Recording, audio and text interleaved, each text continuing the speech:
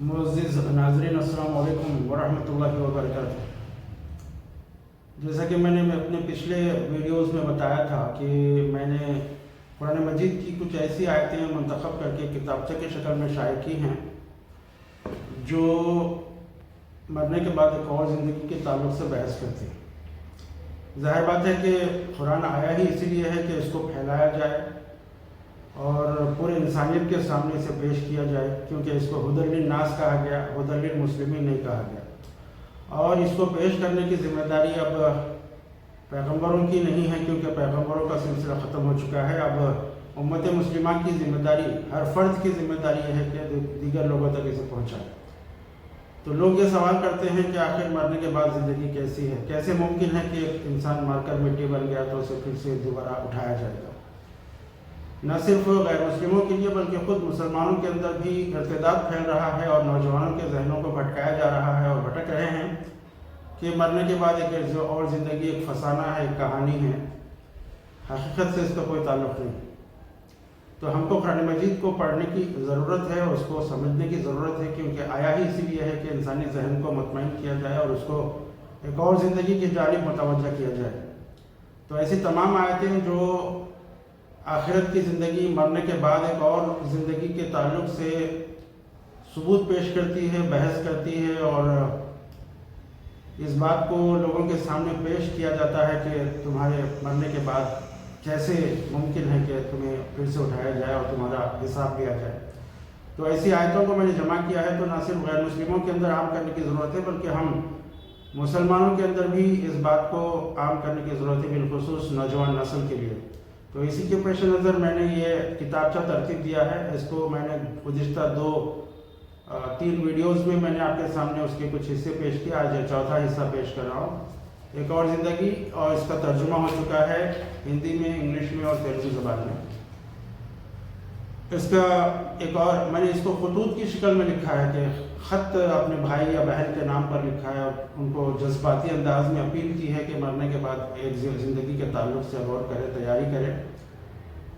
लोगों के जहन में सवाल पैदा होता है कि अगर आखिरत के बाद, मरने के बाद एक और ज़िंदगी का अगर हम इनकार करें तो उसका क्या नुकसान है। ज़ाहिर बात है कि हमको इस ज़िंदगी में तो कोई नुकसान महसूस नहीं होता। इनकार करने वाले भी खुशहाल हैं और मानने वाले भी बाज़ दफ़ा बदहाल हैं। तो क्या इसकी ज़रूरत क्या है कि आखिर हम इसको माने कि मरने के बाद एक और ज़िंदगी है। इसके सिलसिले में कुरान मजीद की आयतें क्या कहती हैं, ये मैं आपके सामने पेश कर रहा हूँ। पहले अपना कुछ तबसरा, उसके बाद उस आयतों को मैंने पेश किया। मेरे प्यारे भाई और प्यारी बहन, यानी ख़त के अंदाज में है कि आपके जहन में यह ख्याल आ सकता है कि ज़िंदगी के बाद एक और ज़िंदगी के इस सवाल पर गौर ही क्यों किया जाए। अगर ऐसा हो भी तो हमारे मानने या न मानने से क्या फ़र्क पड़ने वाला है। मगर मेरे प्यारे भाई, प्यारी बहन, ये बात इतनी मामूली नहीं है और ना ये महज एक नज़रिए या अक़ीदे और बहस व मुबाहिसे का मसला है, बल्कि ये ऐन हमारी ज़िंदगी के मकसद से जुड़ा हुआ मसला है। इसके मानने और न मानने पर हमारी सारी ज़िंदगी की कामयाबी और नाकामी का दारोमदार है, बल्कि हमारी आने वाली लाखों करोड़ों साल की ज़िंदगी कैसी होगी, खुशियों और आराम से भरी या अज़ाब और तकलीफ़ों से भरी हुई। इसका इन्हिसार इसी बात पर मुनहसर है कि हम इसको मानते हैं या नहीं मानते, क्योंकि अगर इसको हम मान लेंगे तो उसकी कामयाबी के लिए इसी ज़िंदगी में तैयारी करेंगे, और अगर ना मानेंगे तो एक आज़ादाना और मनमानी ज़िंदगी गुजारेंगे। अभी हमको इसकी अहमियत का अंदाज़ा नहीं है, क्योंकि हम अभी तंदुरुस्त हैं और हमारे ख्याल में अभी हमें मौत आने वाली नहीं है। क्योंकि अभी हम तंदुरुस्त हैं और हमारे ख्याल में हम अभी मज़ीद जीने वाले हैं। मगर प्यारे भाई, प्यारी बहन, हमें मालूम है कि मौत का वक्त मुक़र्रर नहीं है।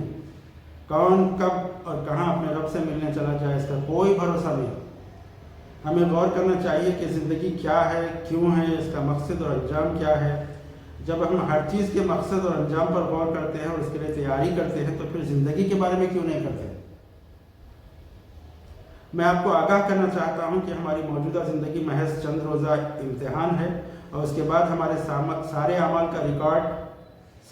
के रिकॉर्ड की जांच पड़ताल होगी और उसके बाद कामयाबी या नाकामी के अंजाम के तौर पर आराम और खुशियों से भरी हमेशा हमेशा की ज़िंदगी होगी या गम और तकलीफ़ों से भरी हमेशा हमेशा की ज़िंदगी।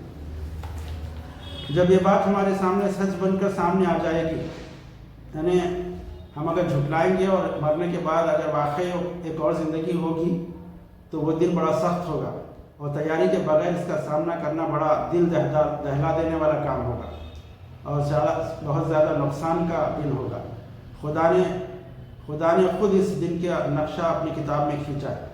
ابھی میں قرآن کی آیتوں کو پیش کر رہا ہوں کہ مرنے کے بعد والی زندگی کیسی ہوگی، اس کے سلسلے میں قرآن میں کیا بتایا گیا ہے۔ سورہ روم کی آیت نمبر 11 اور 12 کا ترجمہ ہے کہ اللہ ہی خلق کی ابتدا کرتا ہے، پھر وہی اسے پھر سے پیدا کرے گا، پھر اسی کی طرف تم پلٹائے جاؤ گے، اور جب وہ ساتھ برپا ہوگی، یعنی وہ وقت جب آ جائے گا، اس دن مجرم سخت مایوس اور صدمے سے دوچار ہوگے، ایک دم ڈپریس اور پریشان رہیں گے وہ لوگ جنہوں نے انکار کیا تھا۔ اسی طرح سورہ الحاقہ کی آیت نمبر 25 سے 29 تک کی ترجمانی اس طرح ہے کہ قیامت کے روز جس کا نامہ اعمال اس کے بائیں ہاتھ میں دیا جائے گا، یعنی ناکامی کا اشارہ ہوگا، وہ کہے گا کہ کاش میرا نامہ اعمال مجھے نہ دیا گیا ہوتا اور میں نہ جانتا کہ میرا حساب کیا ہے، کاش میری موت جو دنیا میں آئی تھی فیصلہ کن ہوتی، آج میرا مال کچھ میرے کام نہیں آیا، میرا سارا اقتدار ختم ہو گیا۔ سورہ الانعام کی آیت نمبر 29 اور 30 کی ترجمانی ہے کہ آج یہ لوگ کہتے ہیں کہ زندگی جو کچھ ہے بس یہی زندگی ہے دنیا کی، اور ہم مرنے کے بعد ہرگز دوبارہ اٹھائے نہیں جائیں گے۔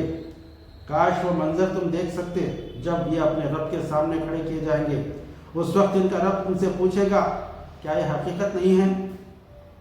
یہ کہیں گے کہ ہاں ہے ہمارے رب، یہ حقیقت ہی ہے۔ وہ فرمائے گا اچھا تو اب اپنی انکار حقیقت کی پاداش میں عذاب کا مزہ چکھو۔ آپ نے دیکھا کیسا فیصلہ کن مرحلہ ہوگا اور کیسی بے بسی کا عالم ہوگا۔ زندگی کی دولت اور امتحان کی گھڑیاں ختم ہو چکی ہوگی اور ہم اپنے رب کے سامنے خالی ہاتھ کھڑے ہوں گے، تو کتنے افسوس کا مقام ہوگا۔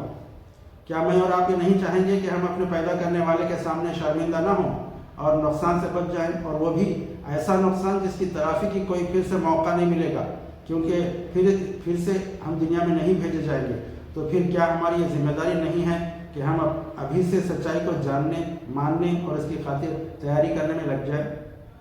سوچئے میرے بھائی، سوچئے میری بہن، تھوڑی دیر کے لیے اس طرف توجہ دیجیے۔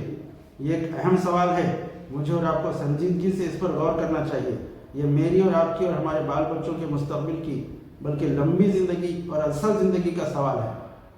خدا کرے، خدا میرا اور آپ کا بھلا کرے۔ تو اس طرح سے قرآن کی آیتوں کو جب ہم پڑھتے ہیں تو رونگٹے کھڑے ہو جاتے ہیں اگر ہم سچائی کی نیت سے اور جاننے کی نیت سے پڑھیں گے، اور قرآن کی تفسیر اور ترجمے کے ساتھ ساتھ ہم کو اس کا بیک گراؤنڈ بھی پڑھنا چاہیے کہ کن حالات میں یہ آیتیں نازل ہوئی، کس نے سوال کیا، کس نے پوچھا تو اس کے جواب میں اللہ کے رسول صلی اللہ علیہ وسلم کے اوپر یہ آیتیں نازل ہوئی۔ مثال کے طور پر اللہ کے رسول صلی اللہ علیہ وسلم کے سامنے ایک آدمی آیا قبرستان سے، اس نے ایک پرانی بوسیدہ مٹی کا بوسیدہ ہڈی کو لے کر آیا اور اس نے ایسا ملا، پھونکا اور کہا کہ اے محمد صلی اللہ علیہ وسلم، اے محمد، تم کہتے ہو کہ یہ مٹی یہ ہڈی جو بھوسا بن گئی، راکھ بن کر اڑ گئی اور میں نے ہوا میں اڑا دیا، کیا یہ پھر سے اس کو انسان بنا کر اٹھایا جائے گا؟ کیسے ممکن ہے یہ؟